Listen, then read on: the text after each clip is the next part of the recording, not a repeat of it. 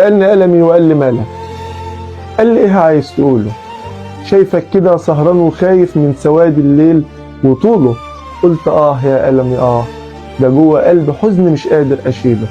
حزن دوب كل دمعة من دموعي، حزن ساكن كل معنى من كلامه ومن حروفي. نفسي أفضفض، نفسي أحكي، نفسي ولو مرة بجد يسمعوني. ليه بقت مشاعرنا باردة؟ وليه القساوة في قلبنا عمالة تكبر حتة حتة؟ وليه بنخسر اللي باقي من حب جوانا ومودة؟ هنقول له إيه؟ هنقول له إيه لسيدنا النبي لما يجي يقول لنا كنت فين وأنا بشكي؟ ولما خسيس بسيد البشر بظلمه وبجهل ترسم؟ مين اللي علمنا الكلام؟ مين اللي علمنا الحنان والاحترام؟ مين اللي خلى لينا قيمة في دنيا ضاع منها السلام من غير حبيبنا سيدنا النبي عليه الصلاة والسلام؟ آسف حبيبي، فداك حياتي وابويا وامي وكل عيل من عيالي.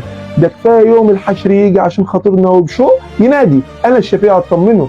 طب افهموا، ارجعوا لحب النبي قبل ما يفوت الاوان. صلوا عليه وسلموا، ده في سيرته يحلو الكلام. ده اللي حب الشمس والطير والشجر، ده اللي عشانه اتشق لجماله القمر، ده اللي عشان خاطرنا شاف كل انواع الخطر عشان نعيش مطمنين. احنا فين؟